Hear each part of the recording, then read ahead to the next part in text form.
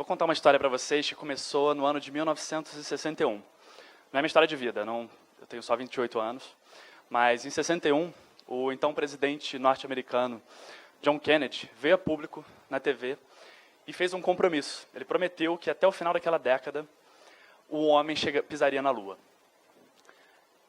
Pensando nessa história, na forma como Kennedy veio a público e se comprometeu em fazer algo que jamais tinha sido feito, eu comecei a refletir sobre as causas e o peso que a gente dá para cada causa que a gente acredita, e o porquê que um chefe de Estado, um líder como Kennedy, não vem a público também com a mesma energia e o mesmo senso de comprometimento para resolver problemas sociais, como a gente tem o caso do lixo, da mobilidade urbana, tantos problemas na educação, o problema das doenças crônicas não transmissíveis, por exemplo.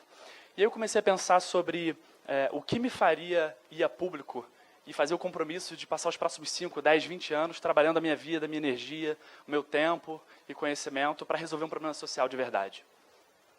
E essa reflexão me levou a perceber que existia uma desconexão muito grande entre o que eu fazia no meu dia a dia na época em que eu comecei a pensar essas coisas. Eu trabalhava numa empresa grande, meu background é em marketing, gestão de projetos, então na área de administração e negócios.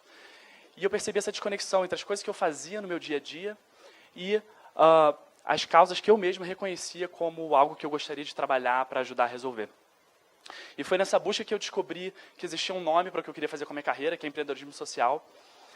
E comecei a buscar referências na literatura, descobrindo empresas, organizações que trabalham incentivando o fomento ao empreendedorismo social, que basicamente é a combinação da engrenagem de um negócio tradicional que visa o lucro com a missão social de resolver problemas reais, principalmente da base da pirâmide. E aí eu descobri que aconteceu um evento chamado Startup Weekend Rio Favela. Foi o primeiro Startup Weekend, para quem conhece, é um formato de uma imersão durante um final de semana, onde empreendedores, entusiastas de empreendedorismo se reúnem para trabalhar em soluções que podem resolver problemas reais das pessoas.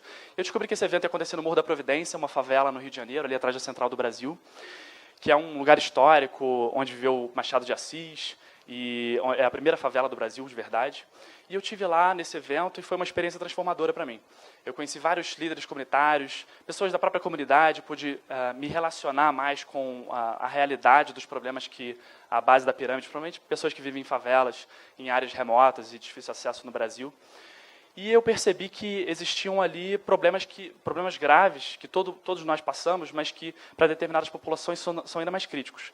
Um deles é o da saúde. E lá eu conheci um jovem amputado, e por conta daquele contexto de vulnerabilidade social, eu imaginei logo que era algum problema relacionado à violência. Na verdade, eu descobri que aquele jovem perdeu parte da perna por conta do diabetes. O diabetes tipo 2, por exemplo, é evitável e às vezes até reversível com um diagnóstico precoce e mudanças de hábito.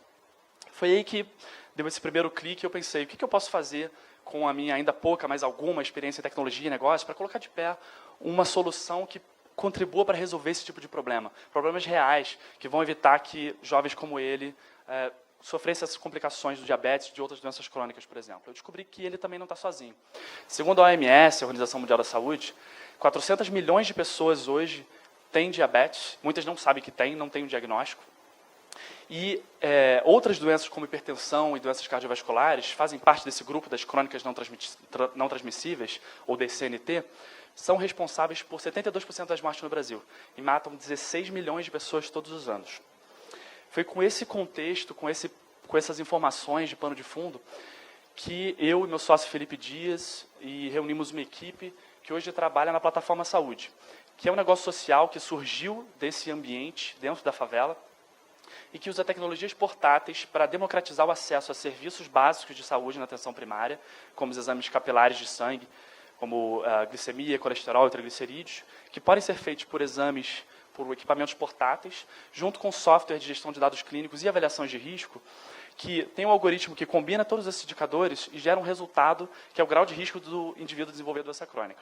Além disso, tem um módulo de acompanhamento, onde o paciente recebe alertas e push notification pelo aplicativo e também via SMS, para estimular a adoção de hábitos mais saudáveis, porque é fundamental que o indivíduo entenda o que ele precisa fazer para que aí sim ele adote o hábito e, de fato, haja um impacto na mitigação de risco dele desenvolver essas doenças.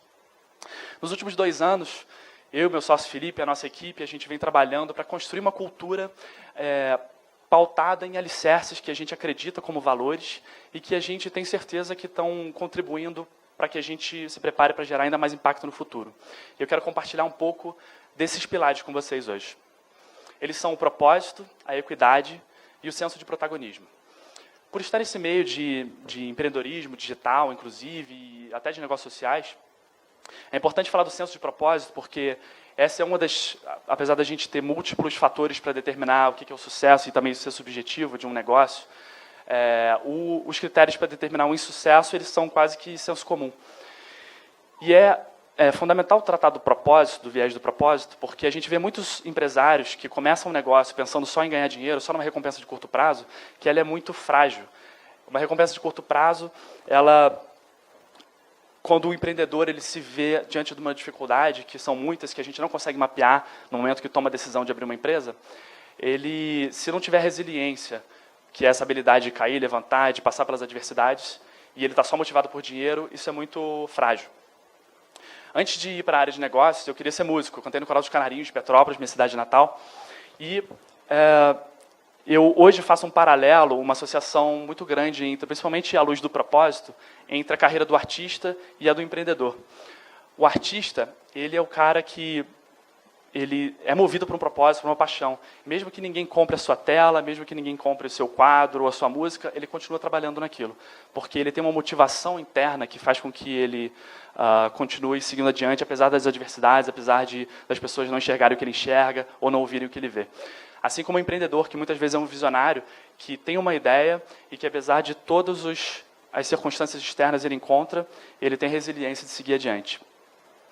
O segundo pilar, ele trata da equidade, que foi um conceito que começou com Platão, lá na Grécia Antiga, depois foi desenvolvido por Aristóteles, onde ele chegou nessa definição que coloca o conceito de equidade, inclusive, acima da igualdade, né? Onde a equidade é, de fato, a combinação de igualdade e de justiça. Onde ele diz que a equidade é a correção da lei quando ela é deficiente em razão da sua universalidade.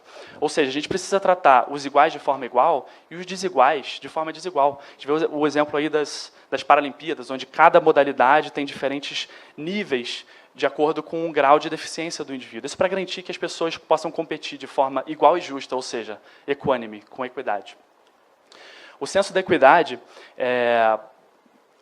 eu tive uma passagem, um aprendizado que eu tive quando era mais jovem, quando cantava no Coral dos Canarinhos, e que eu quero compartilhar com vocês também. Eu fui a uma viagem que era muito longa, e você imagina, um coral de meninos cantores, eram 40 crianças, alguns jovens e o líder, o Marco Aurélio Lisch, meu professor de música na época. E a gente teve vários problemas durante a viagem. Quando a gente chegou lá, estava todo mundo morrendo de fome, né, o pneu furou, o motorista se perdeu. Quando a gente chegou no lugar onde a gente deveria chegar, estávamos todos famintos e cansados, e eu percebi que o Marco Aurélio Lisch tomou uma decisão que, para mim, hoje, eu leio como uma lição de liderança e de equidade. Primeiro, porque ele garantiu que todos os menorzinhos se servissem primeiro.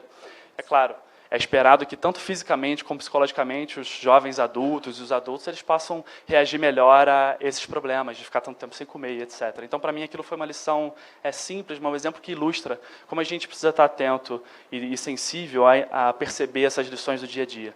E segundo, uma lição de liderança, porque mostrou que ele, além de garantir que todos os jovens se servissem primeiro, foi o último a servir. E isso, para mim, me deu uma lição de que o líder ele é sempre o primeiro nos deveres, mas nem sempre o primeiro nos direitos. E a equidade, esse conceito de equidade, ele também é aplicado na própria área da saúde, onde eu atuo hoje, né?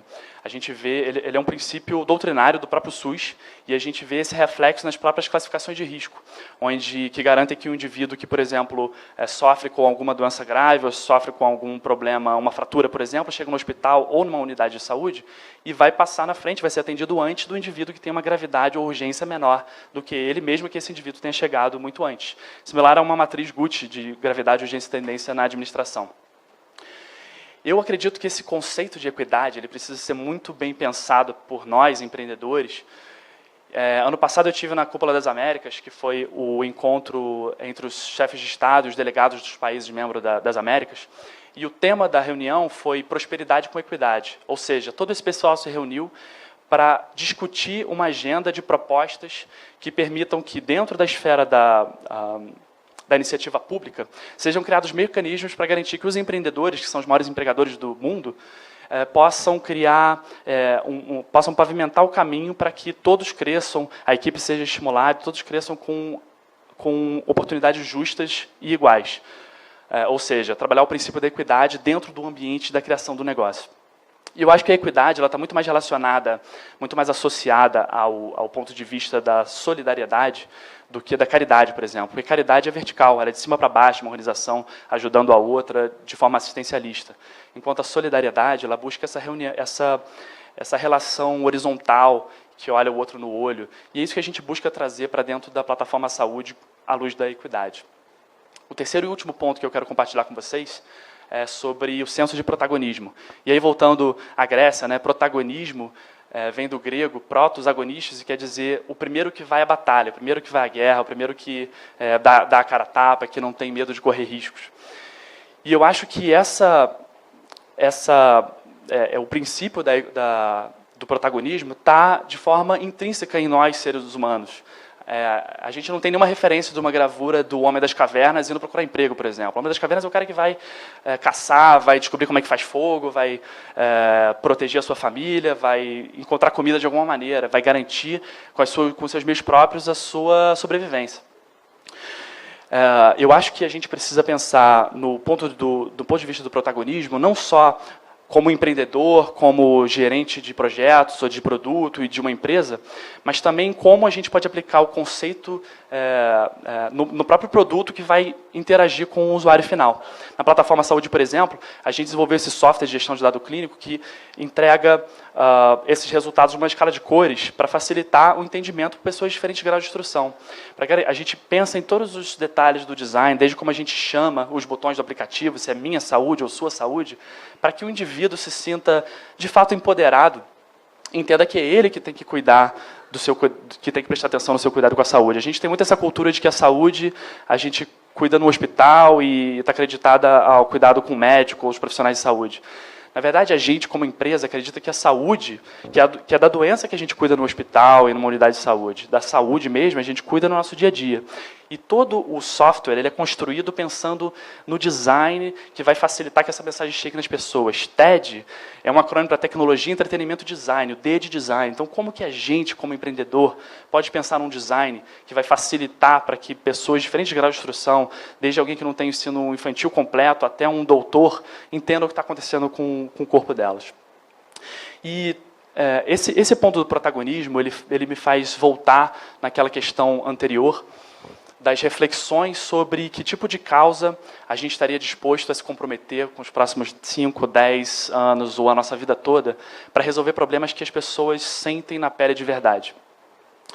Quando eu comecei a fazer essa reflexão, voltando ao caso do presidente Kennedy, eu aprendi muita coisa sobre mim, aprendi a chegar mais perto dos meus valores através dessas perguntas, e é por isso que eu estou compartilhando elas com vocês. E eu também aprendi muita coisa sobre empreendedorismo, sobre empreender de verdade, gente que realmente coloca a mão na massa e faz as coisas acontecerem. E eu aprendi, por exemplo, que dinheiro é uma motivação muito frágil, que o empreendedor ele precisa ser movido por um propósito. Aprendi também que ideação, ter ideias e sonhar é muito legal, mas também não é suficiente. Porque sonhar inspira, mas executar é que transforma. A mensagem que eu queria deixar para vocês é que vocês e todos nós sejamos pessoas que executam, que pensam na equidade e que sejam protagonistas com propósito. Isso é tudo. Obrigado.